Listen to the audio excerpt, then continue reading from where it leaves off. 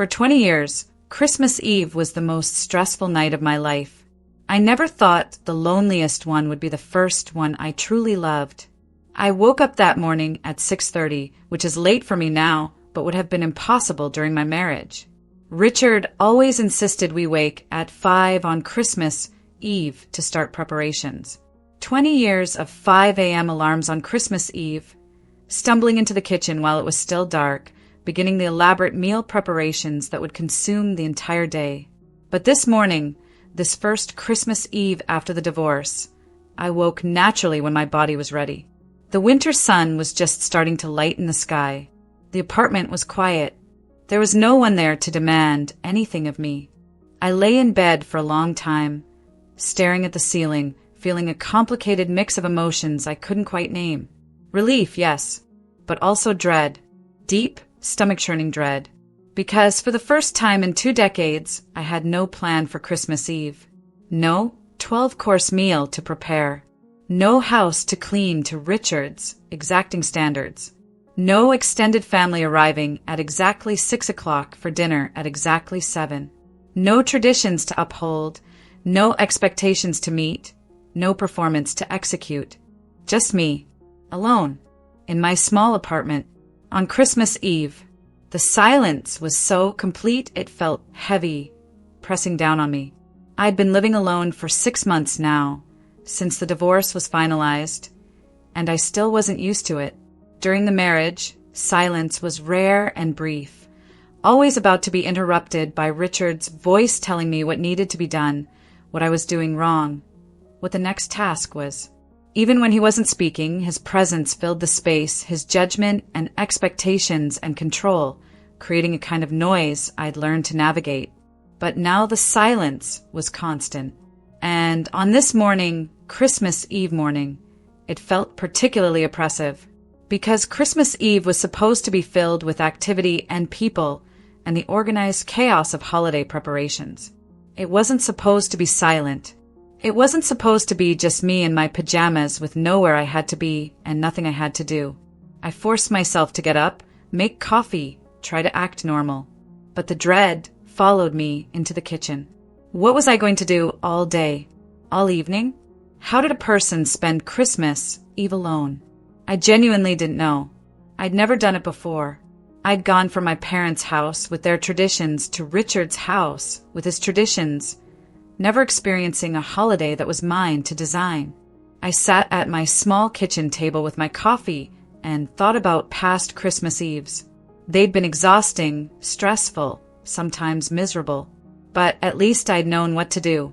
There was a script to follow, tasks to complete, a structure that told me how to move through the day. Richard's mother's recipes, executed exactly. The table set with the good china in a specific arrangement. Candles lit at precisely 5:45. Everyone seated by 5 past. Dinner served in courses with specific timing between each. Dessert at 8:30. Gifts at 9. Cleanup immediately after.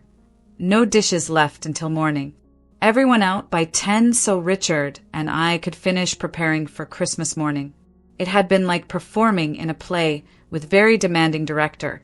Every detail mattered. Every tradition had to be honored exactly as it had always been done. Deviation was not tolerated. Questions were not welcome. I was expected to execute the vision flawlessly while also appearing relaxed and festive, the perfect hostess presiding over the perfect holiday. I'd hated it.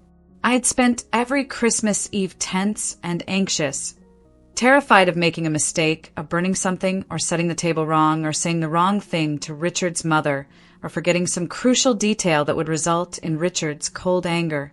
I'd spent every Christmas Eve wanting it to be over, counting down the hours until I could finally go to bed. But at least I'd known what to do. At least there'd been a plan, however oppressive. What did I have now? Nothing.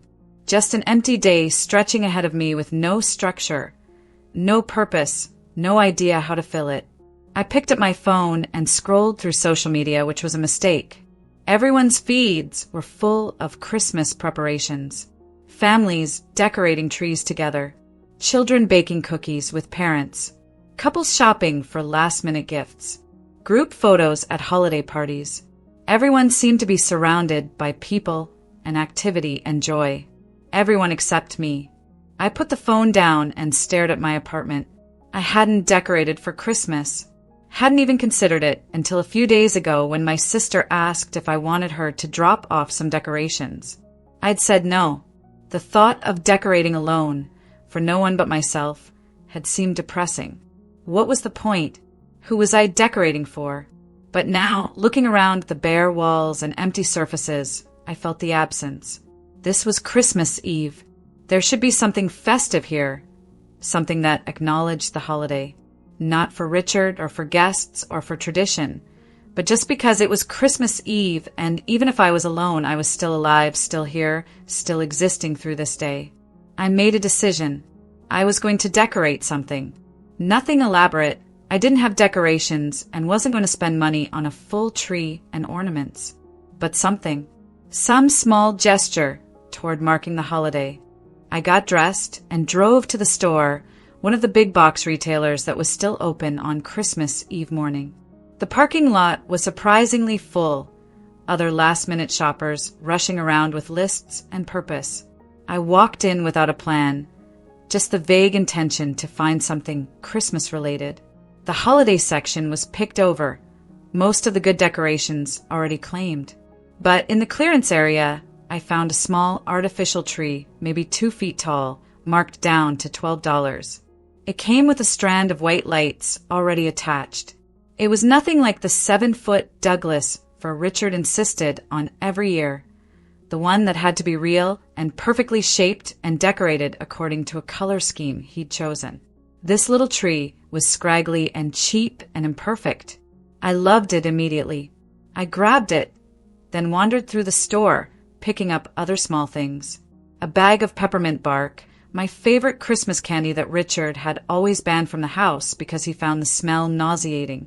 A scented candle in cinnamon vanilla, another scent Richard had prohibited. A box of instant hot chocolate, the kind with marshmallows which Richard considered childish and low quality. I felt slightly rebellious with each addition to my cart, choosing things I liked without having to consider anyone else's preferences or permissions. At the checkout, the cashier smiled at me. "Last-minute shopping?" she asked. "Something like that," I said. "Well, Merry Christmas. Hope you have a wonderful holiday." "Thank you. You too." I carried my bags to the car, feeling slightly better. I had a plan now, small but real. I would set up my little tree. I would eat peppermint bark and drink hot chocolate. I would light my candle. These weren't grand traditions or elaborate celebrations, but they were mine. Things I chose, things I wanted, things Richard would have forbidden. Back at the apartment, I set the tree on my coffee table and plugged it in. The white lights glowed, softly, cheerful, and simple. It looked sweet there, this little tree, this small gesture toward celebration. I stepped back and looked at it, and something inside me loosened just slightly. I had finally bought the one decoration he always forbade. But I wasn't prepared for the phone call I was about to receive. My phone rang just as I was opening the bag of peppermint bark. My mother. I considered not answering, but guilt won out. I picked up. "Clara, Merry Christmas Eve." Her voice was too bright, artificially cheerful in the way it always was when she was uncomfortable. "How are you doing, honey?" "I'm fine, Mom. How are you?" "Oh, we're wonderful. Your father and I are just finishing up some baking. The whole family will be here in a few hours. It's going to be such a nice evening." A pause. "We wish you were here." "No, you don't," I thought but didn't say. If they'd really wished I was there, they would have invited me. But Richard's family was going to be at their house for the celebration. The same Christmas Eve gathering I'd attended for 20 years. And my parents, wanting to avoid awkwardness, had chosen Richard's family over their own daughter. They'd explained it to me weeks ago, apologetic but firm. They'd known Richard longer than they'd known me as an adult. 20 years of holidays together, they couldn't just exclude him now. Surely I understood? I'd said I understood. I didn't, not really, but I'd said it anyway because arguing seemed too exhausting. "It's okay, Mom. I'm fine here. What are you doing? Do you have plans? Just a quiet evening. Nothing special. Oh, honey. Her voice went soft with pity, which was worse than the artificial cheer. You shouldn't be alone on Christmas Eve. Why don't you come here? I'm sure Richard wouldn't mind. I'm fine, Mom. Really. I prefer it this way. A lie, or maybe not a lie. I didn't know anymore what I preferred. I just knew I couldn't face going to my parents' house. Couldn't face seeing Richard there. Couldn't face being the pitiable, divorced daughter while he played the gracious ex-husband. Well, if you're sure. She didn't sound convinced. Call me tomorrow, okay? We'll want to hear from you on Christmas. After we hung up, I sat with my phone in my hand, feeling worse than before. My mother's pity, however well-intentioned, had reinforced what I'd been trying not to think about. That being alone on Christmas Eve was sad. That I was supposed to be with family.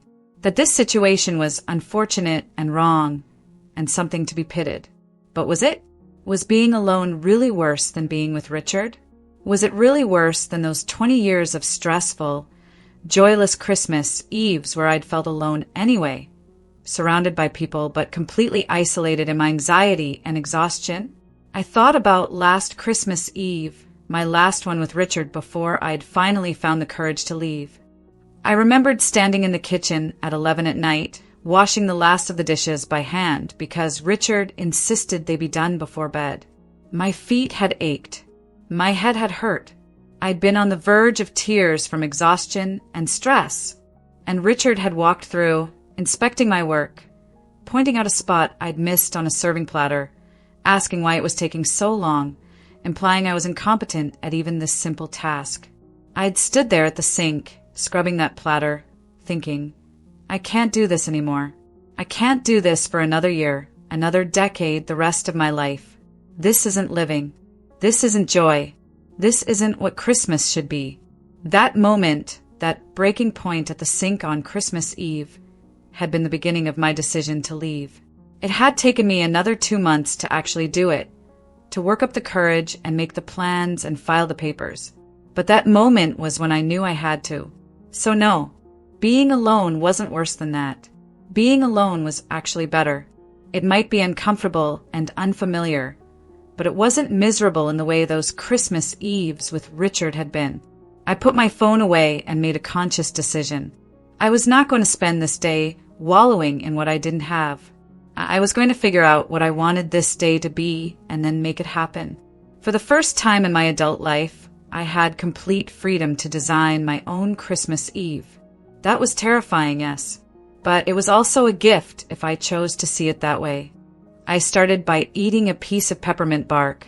Richard would have been appalled, eating candy before lunch, indulging in sweets with no restraint.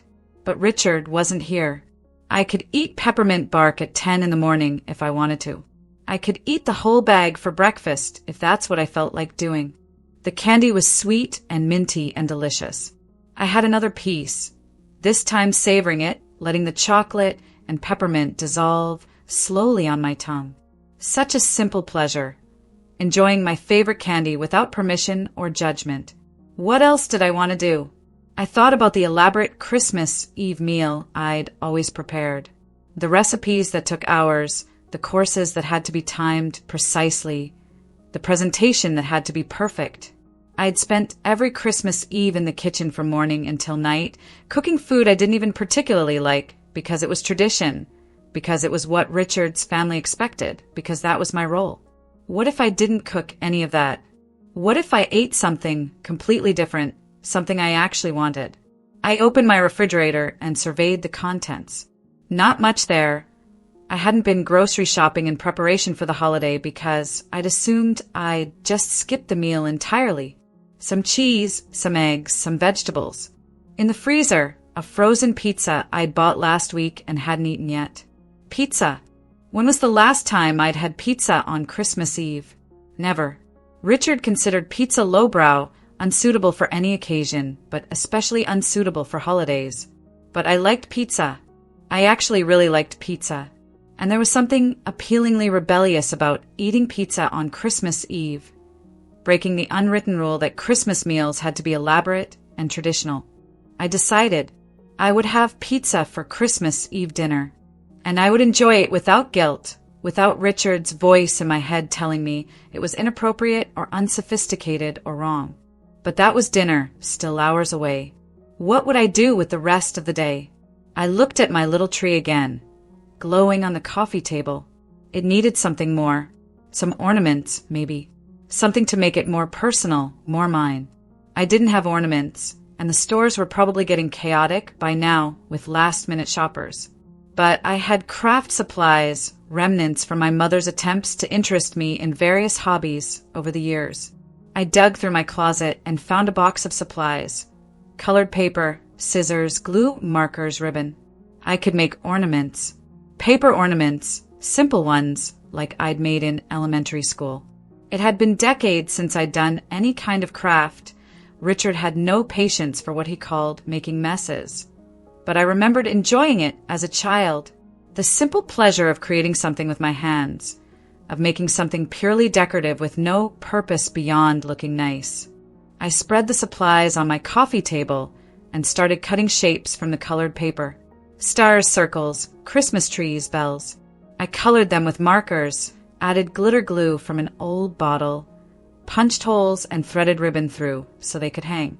They were crude, childish even, nothing like the elegant glass ornaments on Richard's perfect trees, but they were mine. I'd made them. They represented this day, this strange and difficult and surprisingly hopeful first Christmas Eve alone. As I worked, something happened. The dread that had been sitting heavy in my stomach started to lift. My hands were busy. My mind was focused on something simple and concrete. I wasn't thinking about what I'd lost or what I was supposed to be doing or how sad it was to be alone. I was just making ornaments for my little tree, engaging in the uncomplicated pleasure of creation. I hung each ornament as I finished it, draping them carefully on the tiny branches. The tree became more colorful, more whimsical, more joyful with each addition. By the time I'd used up all my paper, the tree was covered in my handmade decorations. It looked silly and sweet and utterly unlike any Christmas tree I'd ever had before. I loved it. The afternoon drifted by in a way that would have been impossible during my marriage. I had no schedule to keep, no tasks that had to be completed by certain times. I made myself lunch when I was hungry. I lit my cinnamon vanilla candle and enjoyed the scent without anyone complaining about it. I put on music, Christmas songs, but the ones I liked, not the classical arrangements Richard preferred. I sang along badly, off-key, with no one there to hear or judge. I realized with surprise, having a good time, or at least not having a bad time, which felt like an achievement given how dreaded this day had started. Around 4 o'clock, I made myself hot chocolate, the instant kind with marshmallows. I used the good mug, the one I'd bought at a craft fair last month, the ceramic one with a slightly irregular glaze that I loved and Richard would have said was poorly made. I sat on my couch with my hot chocolate, looking at my little tree, and felt something I hadn't felt on Christmas Eve in 20 years. Peaceful. This wasn't the Christmas Eve I'd imagined when I was young, before I was married. I'd imagined Christmas Eves with a loving partner, with children, with a house full of warmth and laughter and family. I'd imagined traditions that felt meaningful rather than oppressive, celebrations that brought joy rather than stress. I'd imagined belonging somewhere to someone, being part of something larger than myself. This wasn't that. This was just me, alone in a small apartment, with a tiny tree and handmade decorations and frozen pizza for dinner. It was smaller, quieter, lonelier than what I'd imagined. But it was also something else. It was mine. Every choice today had been mine. The tree, the decorations, the food, the music, the way I'd spent my time. No one had told me what to do or how to do it. No one had criticized or controlled or demanded. I'd been completely free to design this day according to my own preferences, and the preferences I'd chosen, the small, simple pleasures I'd given myself, they added up to something that felt surprisingly like contentment. Not happiness exactly, Not the joy of those imagined Christmas Eves with family and love and belonging, but something gentler, quieter, more sustainable. Peace, freedom, the absence of stress and fear, and the constant anxiety of trying to meet impossible standards. Was this enough? Was this sustainable as a long-term life? I didn't know. Maybe eventually I'd build new connections, find new people to celebrate with, create new traditions that involved community rather than solitude. Maybe this isolation was temporary, a necessary phase of transition between my old life and whatever came next. But for now, for this Christmas Eve, it was enough. More than enough. It was actually improbably good.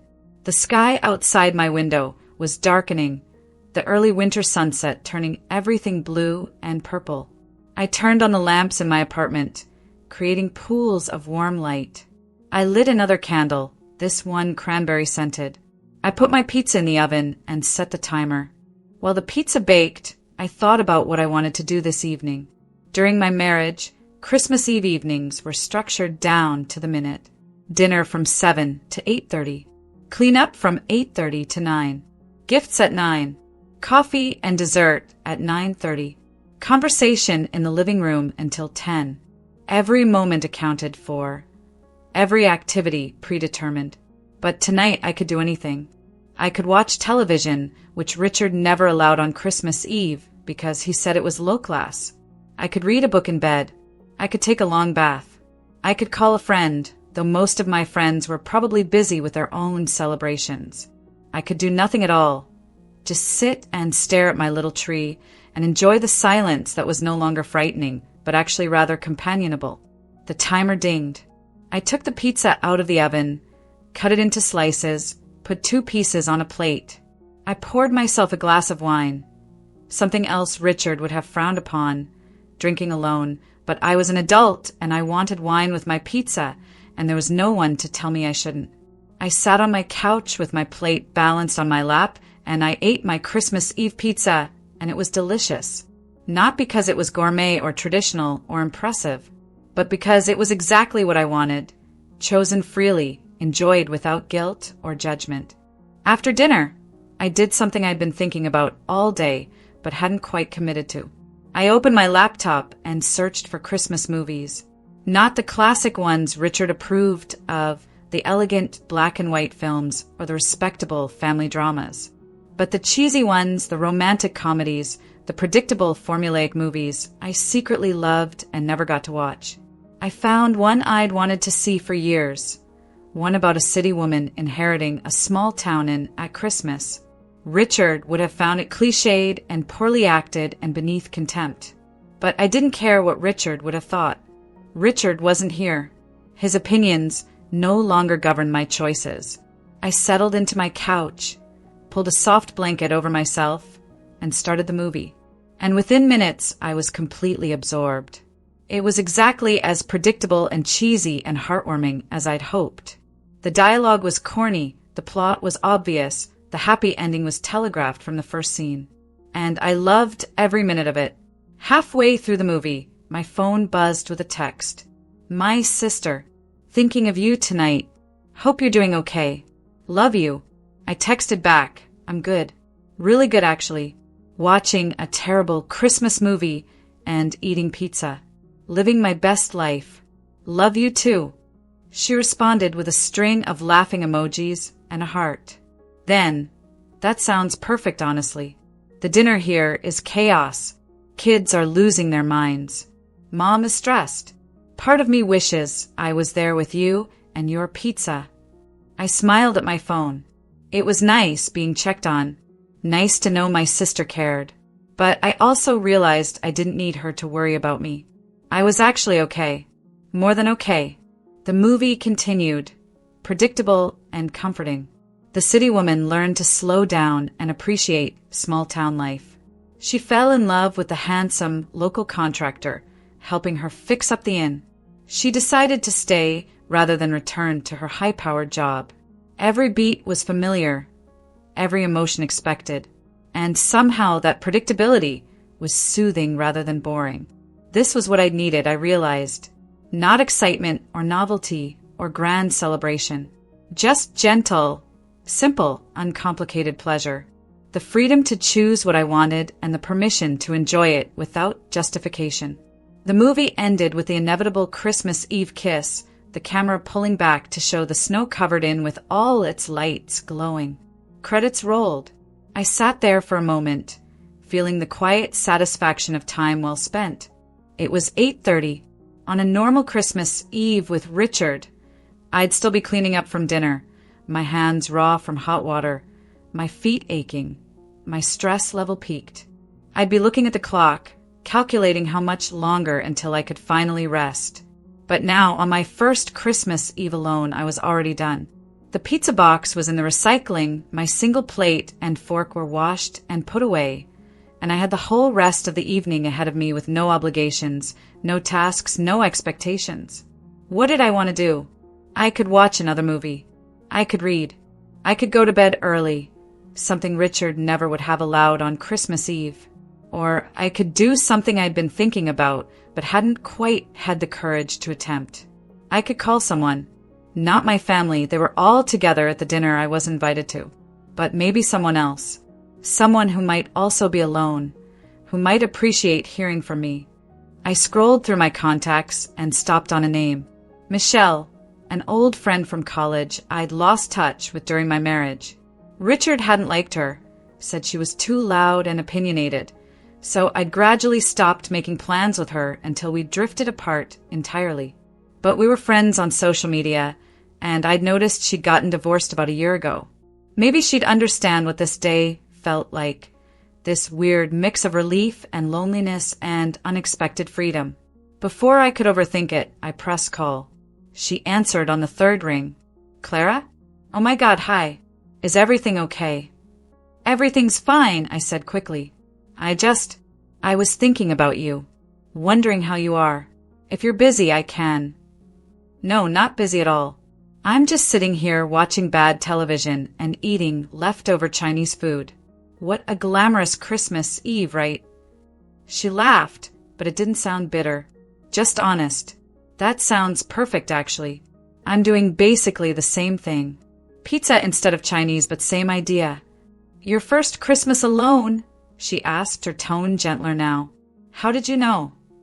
Because mine was last year and I remember exactly how it felt. Terrifying and lonely, and also kind of amazing. Like you didn't know whether to cry or celebrate.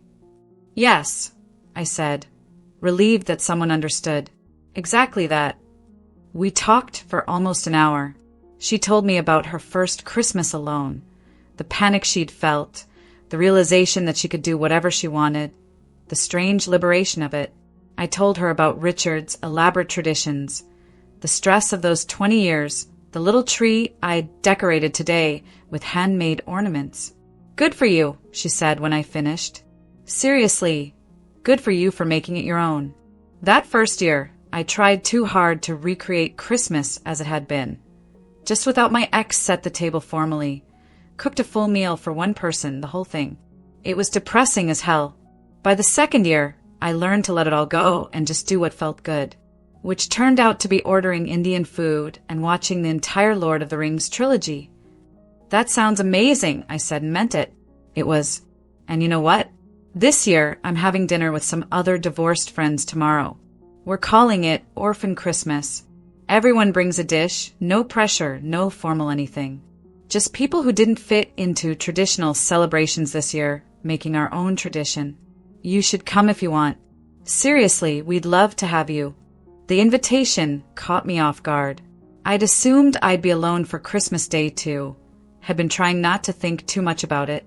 But Michelle was offering an alternative, a place to belong, a celebration that didn't require me to be anything other than who I was. I'd like that, I said. Thank you. After we hung up, I sat with my phone in my hand, feeling lighter than I had all day. I had plans for tomorrow now. Not the plans I'd had for 20 years. Not the family gathering I'd been excluded from. But something different and potentially better. A chosen family of sorts. People brought together by shared experience rather than obligation or blood. I looked at my little tree again, its handmade ornaments glowing in the lamplight. Tomorrow I'd go to Michelle's orphan Christmas. But tonight, this Christmas Eve was mine alone. And I'd gotten through it. More than gotten through it. I'd actually enjoyed parts of it. The dread I'd woken up with was gone, replaced by something that felt like quiet triumph.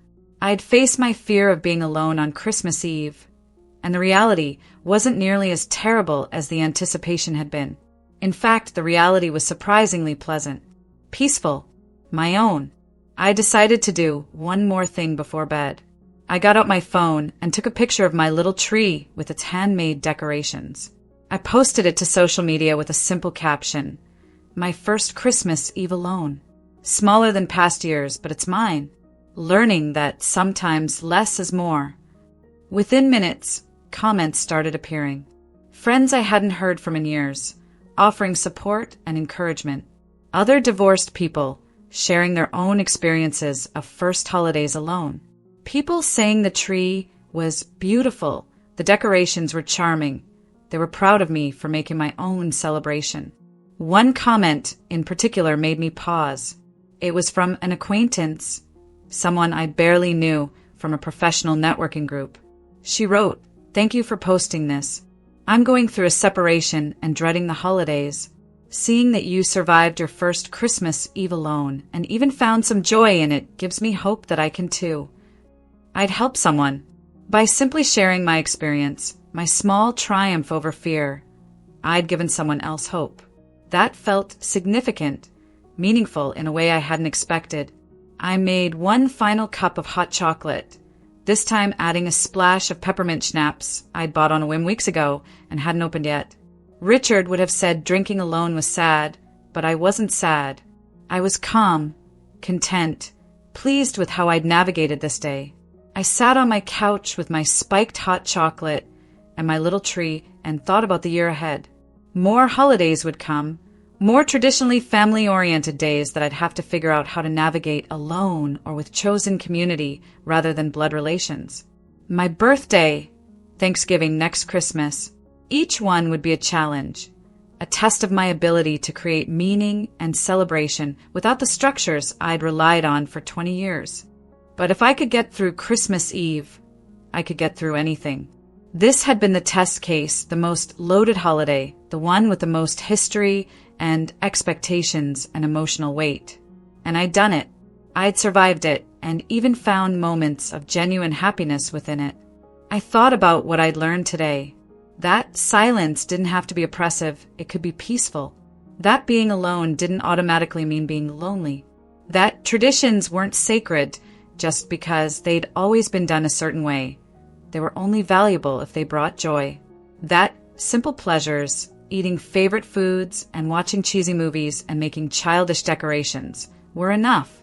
Sometimes they were more than enough. I'd also learned something about myself, that I was capable of creating my own happiness, of designing my own celebrations, of finding contentment without relying on someone else to provide structure or meaning. For 20 years, I'd let Richard define what holidays should look like, what traditions mattered, what was acceptable, and what wasn't. But those were his preferences, his needs, his vision. They were never really mine. Today, I'd started discovering what was mine, what I actually liked, what brought me pleasure, what felt authentic to who I was rather than who I was supposed to be. It was a small beginning, just one day, just a few simple choices. But it was a beginning. I finished my hot chocolate and turned off the lamps, leaving only the little tree glowing in the darkness. I'd leave it lit tonight, I decided. Fall asleep with the lights on. Wake up to their soft glow on Christmas morning. Another small rebellion against Richard's rules. Another assertion of my own preferences. As I was getting ready for bed, my phone buzzed one more time. A text from my mother. "Sorry, I made you feel bad earlier. Your dad and I are proud of you for being so strong. Merry Christmas, honey. We love you." I texted back, "It's okay, Mom. I had a good evening, actually. Really good. Merry Christmas. Love you too."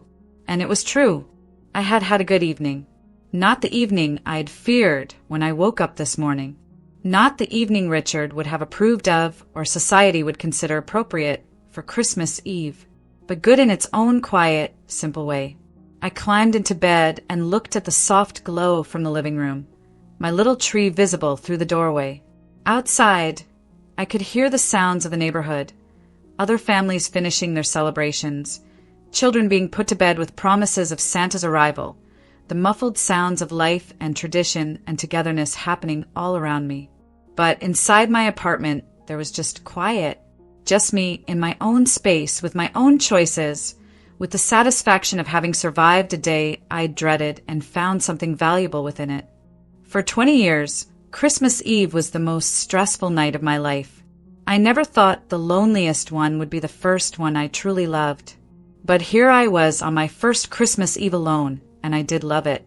Not because it was perfect or festive or filled with all the elements I'd imagine holidays should have, but because it was honest, because it was mine, because it represented freedom from expectations that had weighed me down for 2 decades. I loved it because I'd faced my fear and discovered it wasn't as fearsome as I'd imagined. I loved it because I'd created something small and simple and joyful from nothing but my own preferences and imagination. I loved it because it was the first Christmas Eve in 20 years where I'd gone to bed feeling peaceful rather than exhausted. Tomorrow would be Christmas Day, and I had plans now, Michelle's orphan Christmas with other people who were rebuilding their lives and redefining their holidays. That would bring its own challenges and joys. But tonight, this Christmas Eve had been mine alone, and I'd claimed it, decorated it, filled it with small pleasures that added up to something surprisingly like happiness. As I drifted off to sleep, I thought about next year, my second Christmas Eve alone, or maybe not alone if I'd built more community by then. But regardless of whether I was with others or by myself, I knew now that I could create my own Christmas. I could choose what traditions to honor and what to release. I could eat pizza or peppermint bark or whatever I wanted. I could watch cheesy movies and make childish decorations and do absolutely anything that brought me joy without needing anyone's approval or permission. That knowledge, that certainty of my own agency, was the best Christmas gift I'd ever received. Better than anything Richard had given me in 20 years. Better than any material gift anyone could have bought me. The gift of knowing I could be alone and be okay. The gift of discovering I could create my own happiness. The gift of freedom from control and expectations and the exhausting performance of being someone I wasn't. For 20 years, I'd thought Christmas Eve required elaborate meals and formal traditions and family gatherings.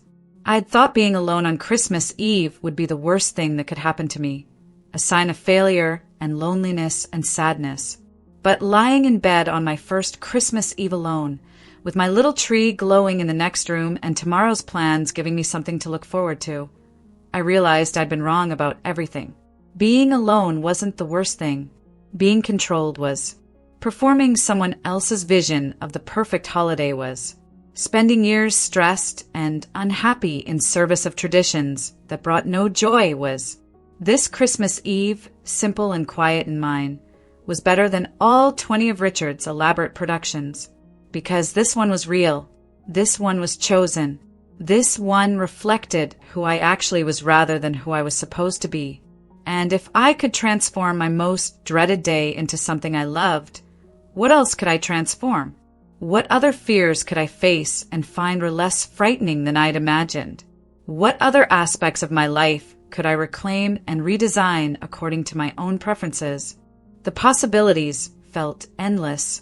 My life felt endless, stretching ahead of me full of days I could shape and holidays I could reinvent and traditions I could create from scratch. Not all of those days would be easy. Not all of them would feel as triumphant as this Christmas Eve had become, but they would be mine. Every choice, every tradition, every celebration would be authentically mine in a way nothing had been for 20 years. That was worth celebrating.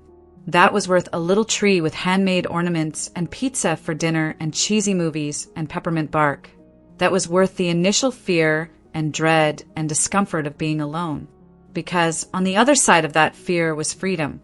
Real, tangible, permanent freedom.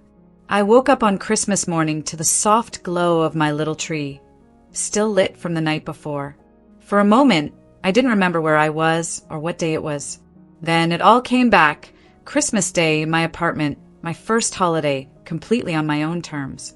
I lay in bed for a while, listening to the silence.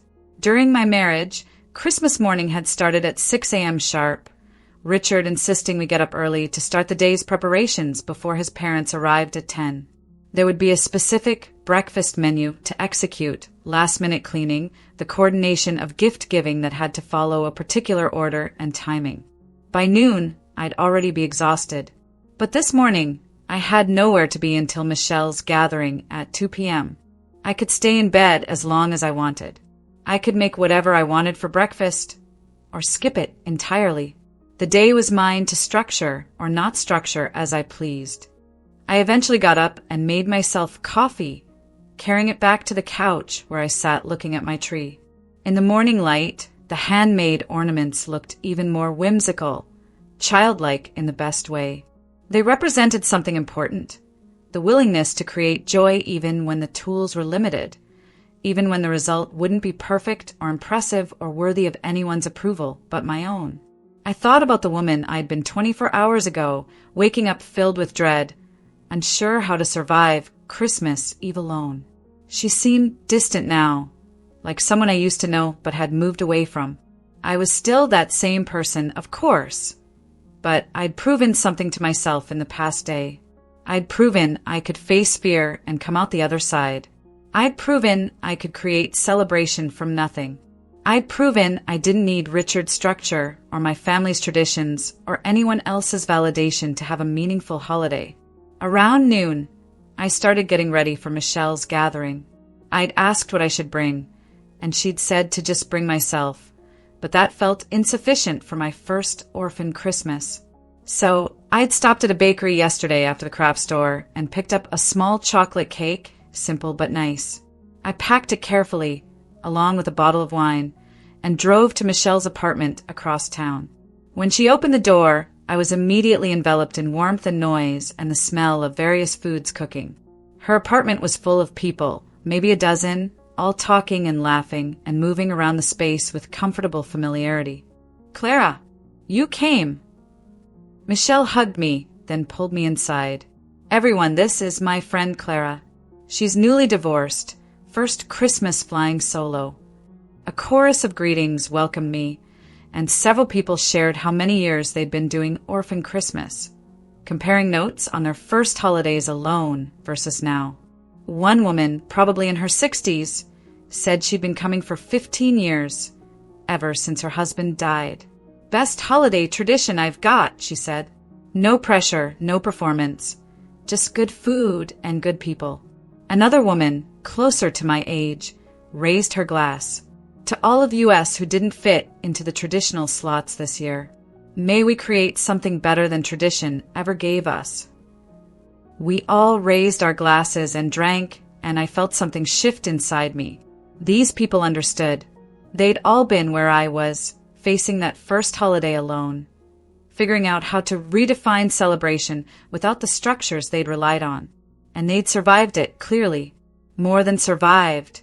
They'd created something warm and welcoming and genuine. The afternoon unfolded in the best possible way. There was no formal structure, no assigned seating, no specific timeline. People ate when they were hungry, sampled from the various dishes spread across Michelle's dining table and kitchen counter.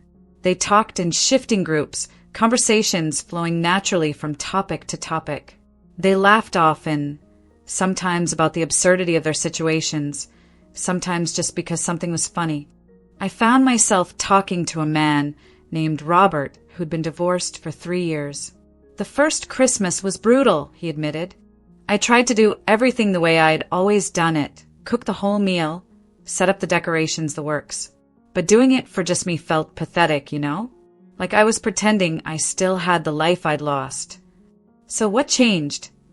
I asked. "I stopped pretending," he said simply.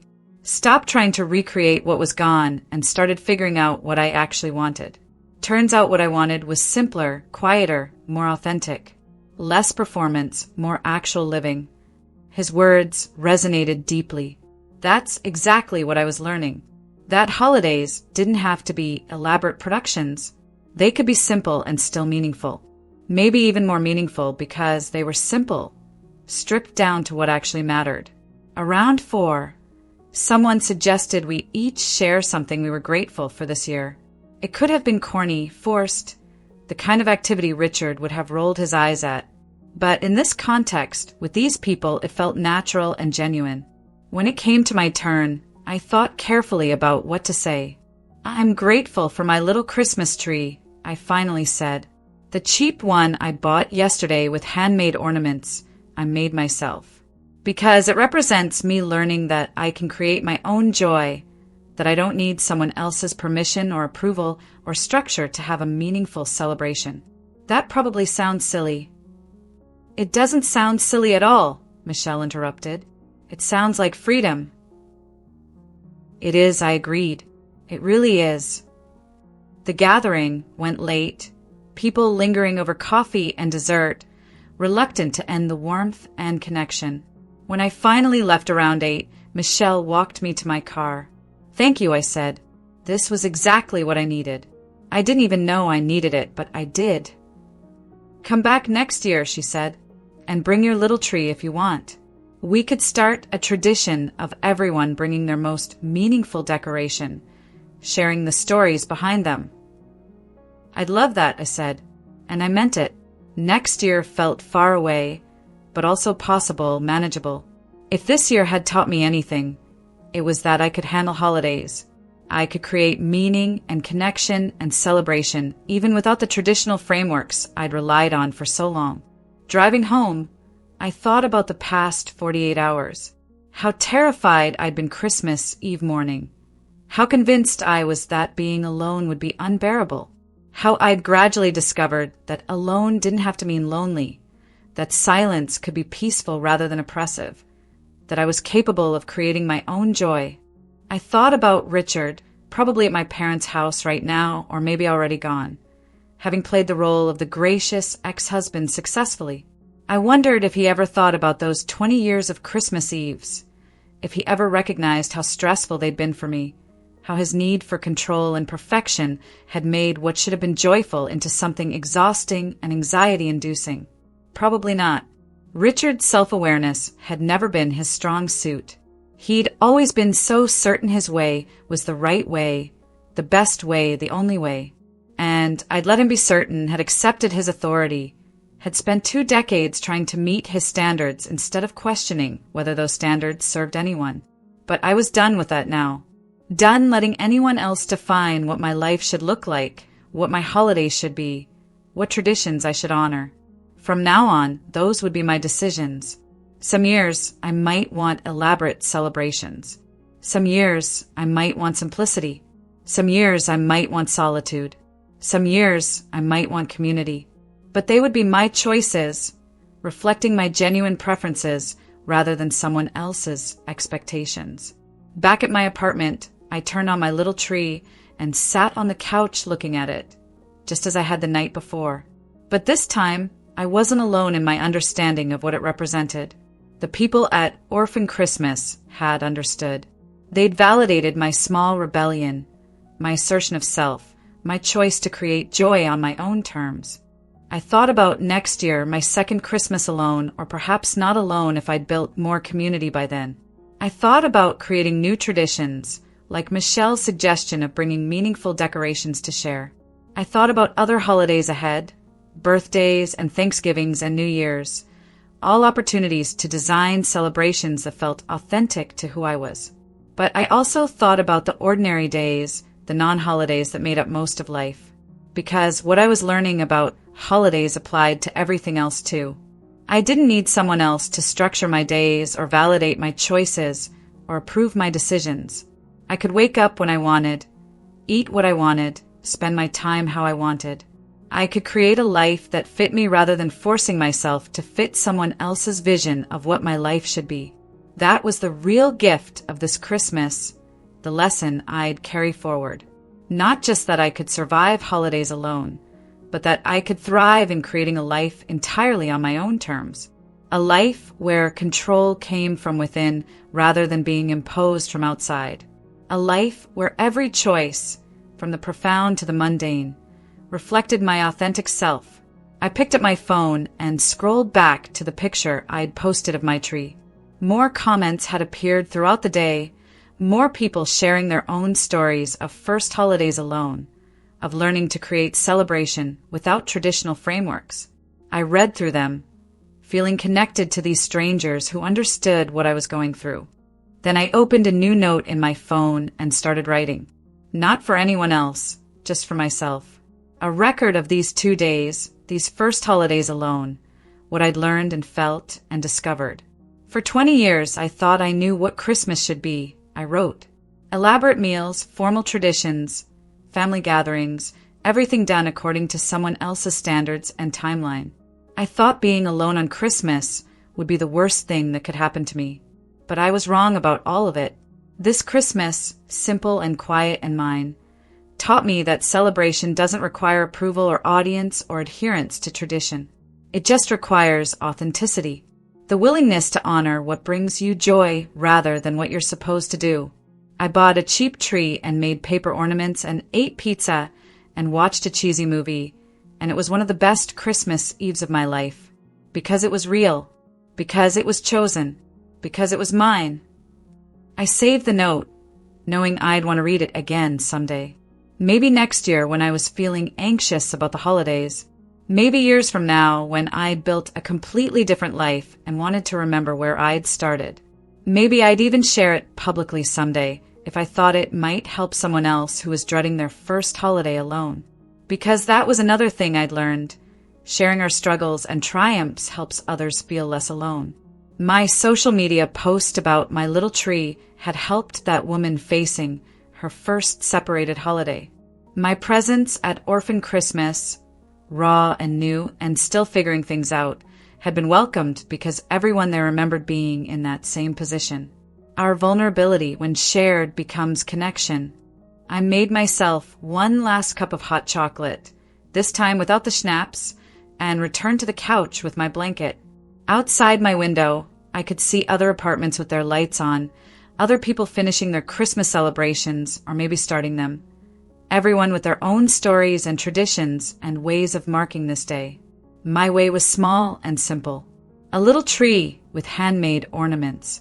A day spent first alone and then with chosen family. Pizza and peppermint bark and cheesy movies. Simple pleasures that added up to something meaningful because I'd chosen them freely without coercion or control or someone else's expectations governing my choices. Was this what happiness felt like? This quiet contentment, this satisfaction with simplicity, this freedom from constantly trying to meet impossible standards? If so, I'd spent 20 years pursuing the wrong version of happiness. I'd thought happiness required external validation, impressive celebrations, a life that looked good from the outside. But real happiness, I was discovering, was internal. It was alignment between who you were and how you lived. It was the freedom to make choices that served your authentic self rather than someone else's image of who you should be. I was 46 years old, divorced, spending Christmas alone in a small apartment with a cheap tree and no family gathering to attend. By traditional measures, this was supposed to be sad, pitiable, a sign of failure. But it didn't feel like any of those things. It felt like liberation. It felt like the beginning of something better than what I'd had before. The tree lights glowed softly in the dimming room, and I felt profoundly grateful. Grateful for the courage it had taken to leave Richard, to choose uncertainty over the known misery of that marriage. Grateful for these 2 days, for facing my fear of being alone and discovering it wasn't as fearsome as I'd imagined. Grateful for Michelle and Orphan Christmas and the reminder that community could be chosen rather than just inherited. Grateful for my little tree and handmade ornaments and all the small rebellions they represented. But most of all, grateful for myself. For the woman who'd woken up yesterday morning filled with dread but had chosen to keep going anyway. For the woman who'd made a plan, however small, and executed it.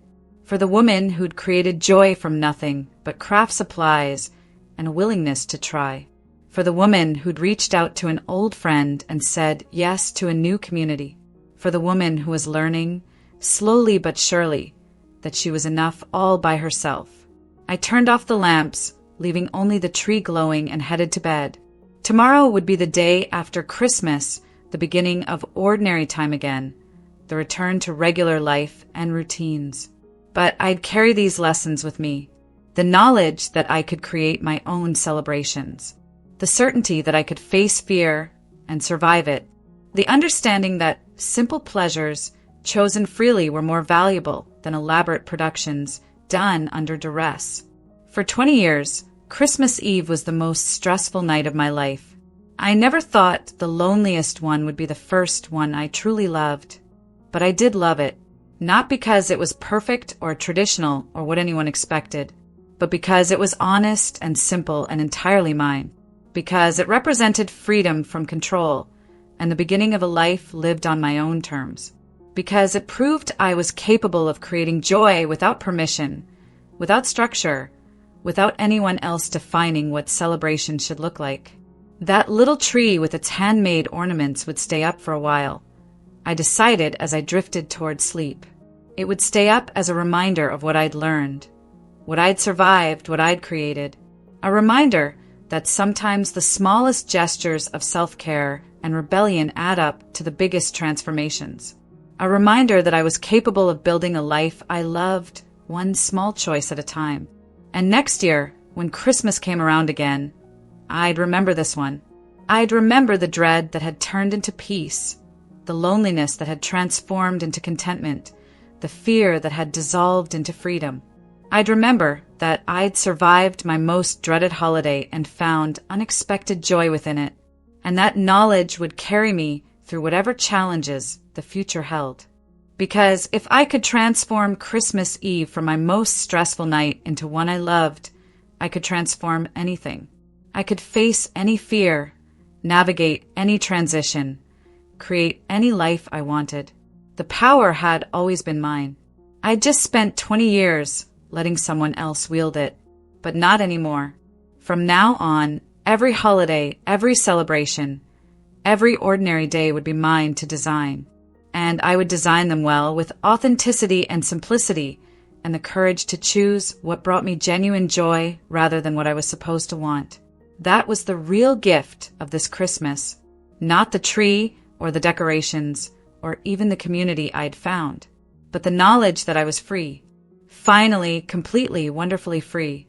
And freedom, I was learning, was the best gift anyone could give themselves.